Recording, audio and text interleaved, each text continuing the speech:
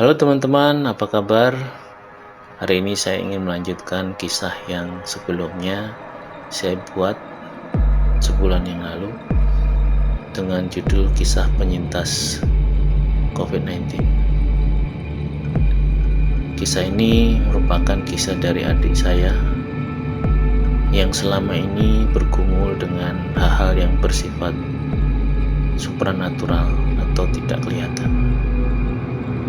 Saya pribadi tidak memiliki kemampuan itu, tetapi saya ingin berbagi cerita ini agar Anda yang mendengarkan, Anda yang menonton video ini bisa mengambil hikmahnya. Tentunya hal yang positif yang Anda boleh ambil dari cerita ini. Ini merupakan kisah nyata yang terjadi beberapa waktu lalu. Ketika adik saya bercerita tentang pengalamannya dia, saya bisa merasakan pergumulan sakitnya itu sendiri karena saya mengalami sebelum dia menderita COVID-19. Dan ketika dia menjalani proses itu, saya mencoba selalu mendukung dia, baik di dalam doa maupun telepon semampu saya.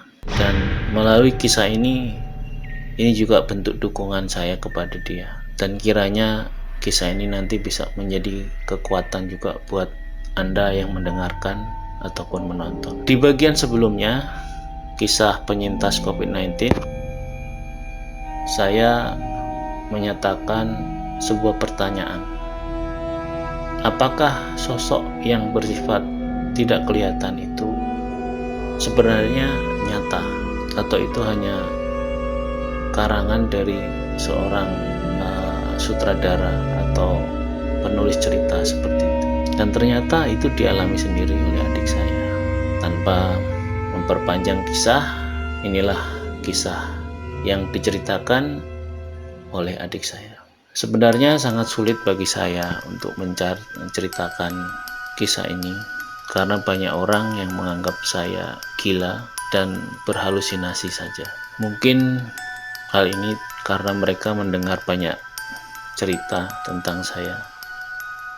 Ya, mungkin salah satunya juga apa yang kakak saya ceritakan di YouTube channelnya dia, dan orang-orang di desa saya ikut melihat. Tetapi memang sesuatu yang tidak kelihatan itu tidak gampang untuk orang percaya.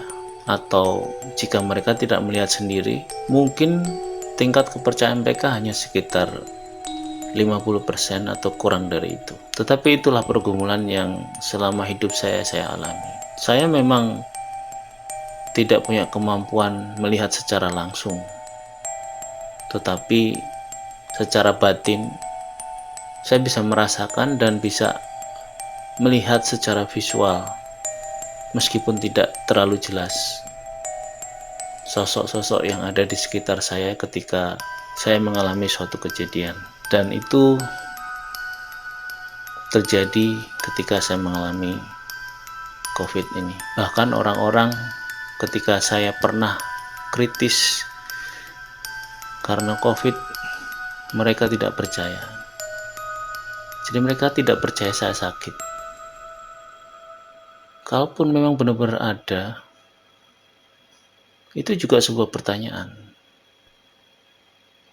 buat mereka. Padahal di desa saya itu sudah banyak kejadian dan banyak yang meninggal juga. Bagaimana bisa mereka tidak percaya bahwa saya mengalami COVID pada saat itu? Bahkan ketika saya hampir terenggut nyawa saya, mereka juga tetap tidak percaya. Tapi ya sudahlah, soal percaya atau tidak percaya itu adalah hak setiap orang, termasuk Anda yang mendengar atau melihat video ini. Jadi kisah ini terjadi ketika bulan Juli sampai Agustus. Buat saya peristiwa itu sungguh tidak masuk akal atau di luar nalar manusia. Jadi awalnya saya mengalami sakit di seluruh badan saya, dan badan saya terasa panas selama beberapa waktu. Saya sudah minum obat, tetapi tidak kunjung sembuh. Pada akhirnya saya memberanikan diri untuk menjalani tes antigen bersama ibu saya. Ya, saya tinggal bersama ibu dan anak saya di situ. Dan hasilnya ternyata ibu saya negatif dan saya positif. Dari hasil itu tentu saja saya harus menjalani isoman atau isolasi mandiri, dan artinya saya tidak bisa lagi bersama anak saya dan ibu saya. Jadi saya tinggal sendirian di situ. Pada saat saya menjalani isoman itu bukan hanya pergumulan sakit penyakit yang saya alami, tetapi juga lebih kepada mental, dimana tiba-tiba saya harus sendirian di rumah meskipun ibu saya masih mengirim makanan, tetapi perasaan sendiri itu lebih terasa karena saya tidak bisa kemana-mana seperti sebelumnya, dimana saya harus jualan, harus keluar rumah, dan saya sempat putus asa pada saat itu. Tapi berkat dukungan dari banyak orang yang tidak bisa saya sebutkan satu persatu, karena memang ternyata begitu banyak orang yang membantu saya pada saat itu. Singkat cerita, karena kondisi saya semakin menurun, akhirnya saya dibawa ke rumah sakit di kota. Pada hari itu saya tidak tahu lagi harus bagaimana. Yang jelas kondisi saya sangat lemah, dan saya pada awal-awal hari pertama di situ terasa sakit. Saya mengalami sesak nafas yang sangat menyiksa, sementara saya harus berada di tempat tidur, dan saya berada di ruangan khusus atau ruang ICU bersama dengan 2 orang pasien yang lain yang diawasi oleh CCTV. Selama 18 hari saya dirawat. Selama itu ada beberapa kejadian yang masih membekas dalam ingatan saya. Hari pertama pada saat opname, saya meminta dukungan dari Bapak Pendeta saya melalui WA. Bapak Pendeta saya bernama Sujianto. Saya minta beliau untuk mendoakan dan membacakan firman Tuhan dari Mazmur 91 tentang perlindungan Allah. Kenapa saya perlu meminta pertolongan beliau?